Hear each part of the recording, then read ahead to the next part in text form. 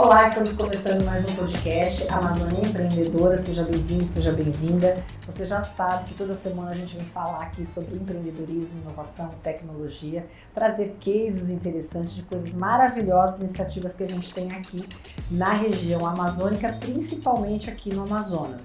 O podcast é uma parceria aqui com o Jornal do Comércio e conta também com o patrocínio do INDT. E hoje nós vamos receber aqui uma pessoa muito especial, que é a doutora Michele Lins Aracati. Gente, ela é muita coisa, então assim, eu não vou falar tudo que ela é, porque ela vai falar um pouquinho pra gente, ela é muita coisa. Ela é economista, pós-doutora em desenvolvimento regional, pesquisadora aqui da Universidade Federal do Amazonas. Ela é dama comendadora da CBC, diretora administrativa da SOBER, membro da ALACA, economista do ano 2024 e atual presidente do Corecon Amazonas Roraima. Oh, já cansei só de falar, só essa partezinha aqui. Seja bem-vinda, minha querida. Muito obrigada, Cris. Uma alegria te receber, você Saudade. Me recebeu muito bem quando você também tinha lá o podcast, então é uma alegria muito grande te trazer aqui, por várias razões, Michele. Mas eu acho que a principal é saber que a gente tem uma mulher com um protagonismo tão bacana como você tem. Então eu acho que isso enobrece, isso enaltece nós mulheres, e é uma honra, um prazer, uma alegria poder te trazer aqui. Eu sei que você tem uma agenda bem apertadinha, então eu agradeço bastante aí a sua participação e quero começar falando um pouco dessas suas atuações, né? Um pouco do Corecon, o que você faz, o que está acontecendo de bom. Conta pra gente aí um pouquinho aí da sua jornada e das suas atuações. Muito obrigada, Cris, pelo convite. É sempre um prazer conversar com você. Estava com saudade, não te vejo há algum tempo, né? A correria do dia a dia. Mas a gente se curte no Instagram. Isso, Instagram, LinkedIn, Facebook e vai embora. E a gente se encontra de vez em quando ali em algum evento. Bom, eu tenho trabalhado esse ano todo lá no Corecon, justamente para trazer as mulheres economistas de volta para o Conselho. Né? O nosso Conselho ele tem 54 anos aqui em Manaus e é a terceira gestão feminina. Nós tivemos em 67, tivemos em 2002 e agora a minha gestão com a Carla. Eu tenho uma vice-presidente, né, que vai ser presidente no próximo ano. Então eu deixo a gestão agora em 2025 e em 2026 a Carla continua e eu espero que as meninas também possam continuar esse legado de ter sempre uma presidente mulher no Corecon ou que seja uma vice-presidente mulher no Corecon. Porque nós temos, Cris, hoje um cenário onde nós temos muitas meninas estudando economia, tanto na UFAM como na UEA, como na Newton Lins, mas até então uma baixíssima atuação das economistas junto ao Conselho de Economia e também no mercado. Então eu já estava muito tempo incomodada em relação a isso e eu lembro que os colegas falaram assim, olha, você precisa voltar para o Conselho, eu já faço parte do Conselho desde que eu estava na faculdade, mas eu saí do Conselho em 2021 como vice-presidente. Voltei agora em 2025, eleita presidente, justamente para trazer de volta as mulheres para o Conselho. Então eu trouxe a universidade para o Conselho, eu represento a Universidade Federal do Amazonas e eu trouxe as mulheres e a universidade para o Conselho. E eu pretendo deixar o Conselho agora como presidente, pós aí esse legado, e que as meninas possam assumir também esse protagonismo. E por fim, dentro do Conselho, nós temos um grupo de mulheres economistas que é muito forte e que eu pretendo, a partir do ano que vem, liderar esse grupo para que a gente possa fortalecer ainda mais. Que maravilha, que iniciativa bacana. E outra coisa, eu tenho percebido que depois, quando você assumiu essa gestão, vocês estão aparecendo muito mais na mídia, vocês estão muito mais na imprensa. Você está botando o Corecon, você está mostrando, está dando visibilidade. Então eu acho que esse trabalho também é muito importante, porque não adianta você fazer e não ser visto. Isso então, mesmo. Eu tenho percebido muita atuação, aumentou muito. A gente já viu uma coisa ou outra, quando tem aqueles congressos, aqueles encontros, coisas pontuais. E agora eu vi que vocês deram um trabalho muito maior em relação à divulgação do que vocês fazem, né? Assim, Cris, você é da área da comunicação, eu também trabalho diretamente, não não como você, jornalista, mas eu sou economista e também já tive em algum momento um podcast, um programa, tudo. E assim, a comunicação ela é tudo, é a vida hoje, né? Então, um dos pontos principais foi justamente levar o Corecon para a sociedade e para os economistas. Então, a nossa assessoria de comunicação, ela está tendo bastante trabalho, Eu né? imagino. E uma coisa que eu estava comentando, inclusive ontem, com os colegas, é que eu aproveito a minha agenda pessoal, em algum momento a minha agenda da universidade, para levar também o Corecon. Então, o Corecon vai comigo, eu represento o Corecon, né? Recentemente, nós tivemos um acontecimento, vamos botar assim, que é o momento em que o Corecon vai fazer parte do CODAN. Tanto o Corecon, como o Conselho de Contabilidade, como o Conselho de Administração e a OAB. Então, isso foi um fato inédito. O Corecon fazendo parte do CODAN, e nós temos a ajuda do Serafim, que também é economista, que também foi presidente do Corecon. Então, tudo isso é extremamente positivo. Então, o Corecon, ele precisa voltar e voltou a fazer parte desses momentos de decisões na nossa sociedade. Então, é isso que está acontecendo hoje no Corecon. E eu espero que a Carla possa continuar também com esse legado e levar o Corecon para onde ela for, representar o conselho, representar a instituição dela, porque isso é muito importante. A sociedade precisa entender qual é o papel institucional do nosso conselho no momento que a gente precisa tomar decisões em relação aí ao aspecto econômico, social, ambiental, por exemplo. Muito bem. Michele, agora vamos falar um pouquinho de COP. Você esteve agora recentemente na COP 30, né, em Belém. E conta pra gente o que você levou para lá, o que o Amazonas levou para lá, o que foi apresentado, quais os principais projetos. Fala um pouco pra gente como é que foi a sua participação e como que você achou que o Amazonas ali se colocou naquela reunião tão importante. Bom, eu estive na COP, eu fiquei 2 dias lá participando diretamente das atividades. Eu fui pela universidade, né? Mas também levei o conselho, também levei o COFECON. Vai todo mundo junto na mala. Vai todo mundo junto, todas as instituições, a SOBE, a Câmara Brasileira de Cultura, vai todo mundo junto, né? Eu costumo dizer que eu acabo levando todos, né? Porque eu acabo representando todas as instituições. E isso é um legado muito importante. Então eu apresentei um trabalho sobre inovações econômicas e como essas inovações podem servir principalmente para melhorar a vida da população dos amazônidas, né? Das pessoas que vivem na nossa sociedade. Um ponto que eu chamei atenção a nível aí de projetos, por exemplo, a Prefeitura de Manaus apresentou as ecobarreiras, né? Que são ferramentas utilizadas, isso vem de uma startup lá do Rio Grande do Sul, que eu acompanhei inclusive esse projeto lá. Então você instala uma rede para que essa rede possa segurar o lixo que vem pelas águas dos rios, né? Principalmente a garrafa de PET. São inovações econômicas que vão melhorar o bem-estar da sociedade. Então isso é muito positivo. Então levar um projeto como esse mostra principalmente a capacidade do governo de buscar uma solução para um problema econômico, social e ambiental que vai servir de legado e também de modelo para outras cidades e para outros estados. Esse projeto ele já está em vigor, já está acontecendo ou ele ainda está numa fase embrionária? Ele ainda, como é que está? Qual o status desse projeto? Não, a Prefeitura de Manaus já instalou várias ecobarreiras. Vocês podem acompanhar, inclusive, nas redes sociais da Prefeitura, né? Esse projeto ele começou lá em Porto Alegre e vem ganhando força nas capitais brasileiras. E nós temos aí uma geografia extremamente relevante no sentido de botar em prática esse projeto.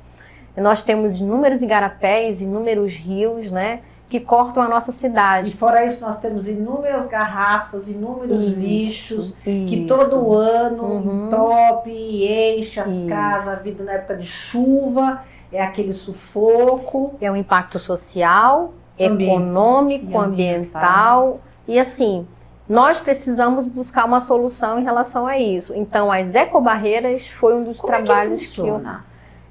Na verdade, é uma rede, como se fosse uma rede de pesca, que você coloca na saída da água, principalmente na tubulação, e ela pesca as garrafas de PET, evitando que a garrafa de PET caia dentro do igarapé ou do rio. E aí o que é feito? Eles retirado. retiram essas garrafas, Uhum. sei lá, semanalmente, deve ter um calendário lá de como é que funciona, e da destinação, Isso. doa...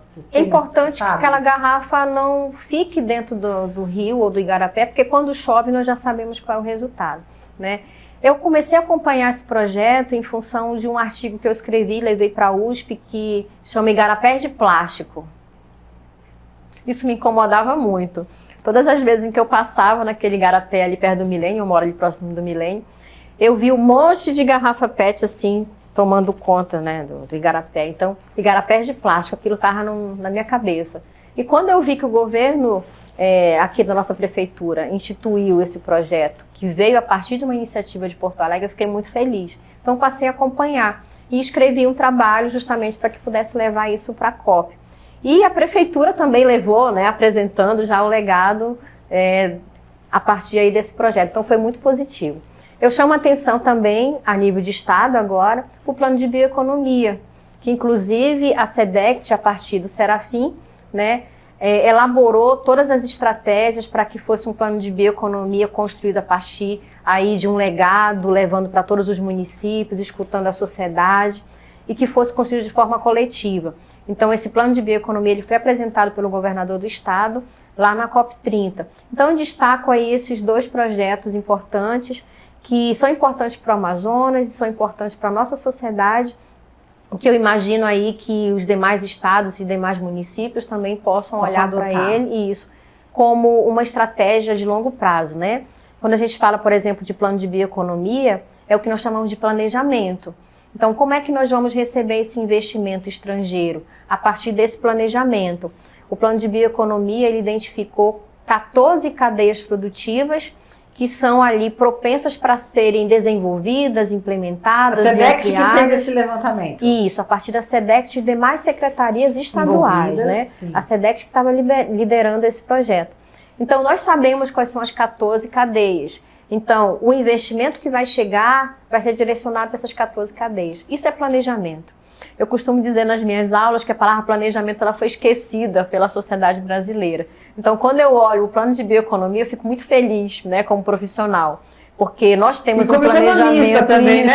Um planejamento para o futuro. Então, quando chegar esse investimento, eu já sei para onde é que eu vou direcionar os recursos, porque eu já tenho ali um mapeamento das 14 cadeias. Então, isso para mim foi sensacional. Levei esse material para ser discutido pela comunidade científica, que eu fiquei justamente no painel científico, ali dentro das universidades, com a comunidade científica, e eu chamo a atenção para duas coisas. Pará, Amazonas e agora o Amapá.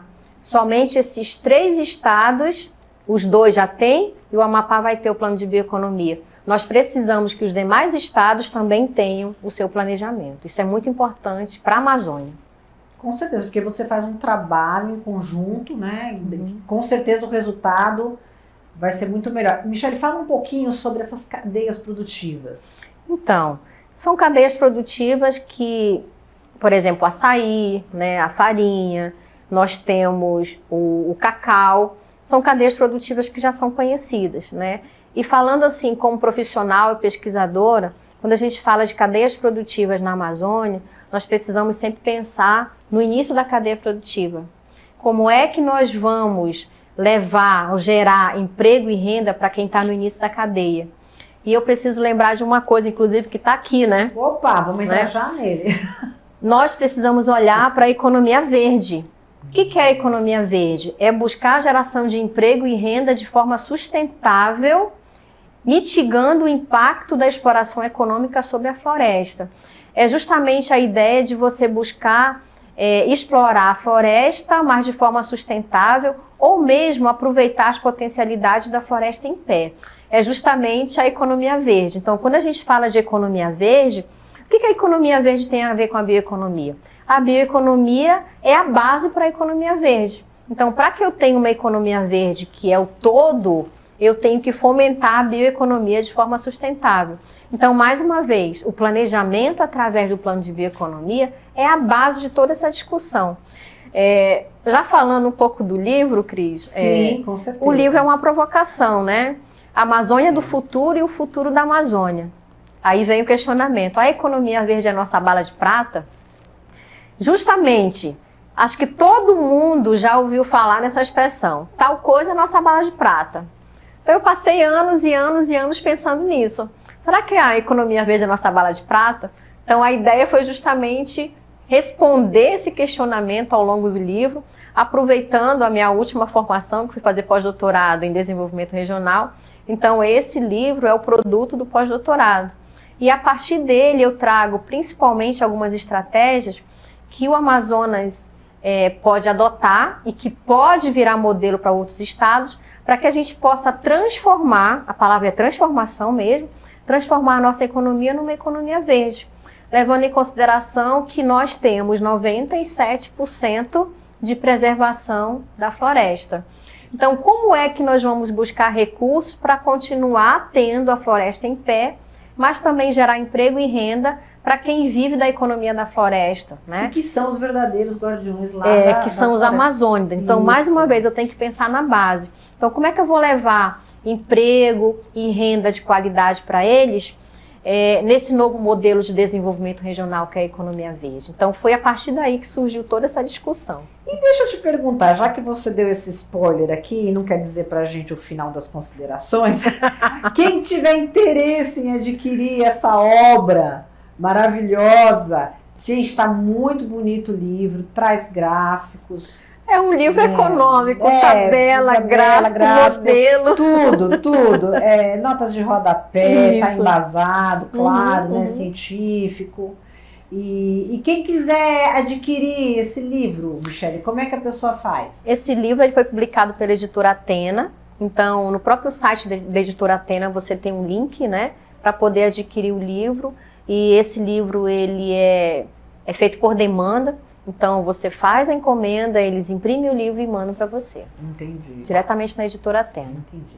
A gente já está indo para os finalmente. Eu quero que você fale um pouco para a gente qual é o seu planejamento para 2026. O que a Michele vai fazer em 2026? Você já tem uma noção para qual caminho que você vai? Eu queria tirar um ano de férias, mas não é possível. Brincadeira. Jamais consigo ficar sem trabalhar. A gente está acostumado com esse ritmo, né? Jeito. Bom, ano que vem eu saio da presidência do Corecon, a Carla entra como presidente, mas eu continuo como conselheira. Então eu quero justamente fortalecer o grupo das mulheres economistas aqui no Amazonas e quero também trazer outros eventos ligados aí à nossa área. Você falou na apresentação que eu sou diretora administrativa da SOBE. A SOBE é uma sociedade brasileira que engloba economia, administração e sociologia rural. Então, nós temos a expectativa de trazer o evento da SOBE para o Amazonas. Nunca teve ou já teve? Nunca tivemos. Ai, olha só, gente. É a primeira vez. Então, trazer o evento da SOBE para cá, trazer o evento das mulheres economistas e também agregar um trabalho ligado aí às instituições da região norte como um todo, num evento regional que a gente tem chamado SOBE Norte, né? Então, a SOBE Nacional, a SOBE Norte, o evento das mulheres economistas. Quero voltar com o podcast, né? Nosso podcast já era aqui com a economia, então quero voltar com ele. Sim. E também fortalecer alguns trabalhos, principalmente na área de extensão da universidade. Até porque é muito importante você ter economistas que conheçam a região e que possam tomar decisões em favor da nossa região. Até porque os anos estão passando, a gente vai saindo do cenário, novos vão chegando e a gente tem que preparar essa turma para poder assumir isso e trazer boas. E assim, Cristina, eu sempre digo que buscar uma alternativa para a nossa região precisa sair dos próprios amazônidas, né? Quem vive a realidade. Isso, eu trabalho muito com desenvolvimento regional endógeno, que é a base dessa discussão. Então, para buscar uma solução para a Amazônia, tem que ser a partir de quem conhece a Amazônia. Não gosto de soluções que venham de forma exógena, eu acho que a solução tem que vir daqui, de forma endógena. Então, fortalecer esse movimento, discutir um pouco mais sobre as nossas instituições. E assim, quando a gente fala de bioeconomia, inclusive, eu tenho uns trabalhos ligados à bioeconomia que eu chamo de bioeconomia amazônica, que é a nossa bioeconomia, não é a bioeconomia de qualquer lugar, é a bioeconomia amazônica. com os produtos regionais, com a mão de obra regional e com o legado também que a gente tem das instituições de pesquisa e também do Polo Industrial de Manaus, que já tem know-how. Então, nós temos todas as ferramentas aqui. Só tem que fazer acontecer. Então, Muito eu estou bem. ali diretamente ligada com todo esse ecossistema para ver se o negócio funciona. Gente do céu, eu já vi que ano que vem, então tem muita coisa para fazer, né, Michele? Tem muito Nada de trabalho. férias. Nada de férias. Acho que esse teu um ano vai ter que esperar aí mais um pouco, porque pelo seu engajamento e pela sua representatividade aqui nesse cenário de bioeconomia, de pesquisa, de desenvolvimento de trabalhos, etc e tal, você tem muita coisa para fazer o ano que vem e eu te desejo muita saúde. Obrigada. Muita força de vontade, muita resiliência, porque a gente sabe que o caminho não é fácil, né? Todos nós passamos aí por dificuldades, às vezes alguns entes não pensam como a gente, então ter essa visão de unir todos e aproximar é realmente um desafio e tanto. Verdade. Mas é esse o caminho. É esse o caminho. Então eu quero agradecer muito a sua participação aqui na Amazônia Empreendedora, te deixar um grande abraço, um beijo grande e que você volte outras vezes para contar pra gente aí o que você anda fazendo. Pessoal, é isso aí, estamos chegando ao final de mais um episódio aqui do Amazônia Empreendedora, mas a gente volta semana que vem com mais. Até lá. Tchau, tchau.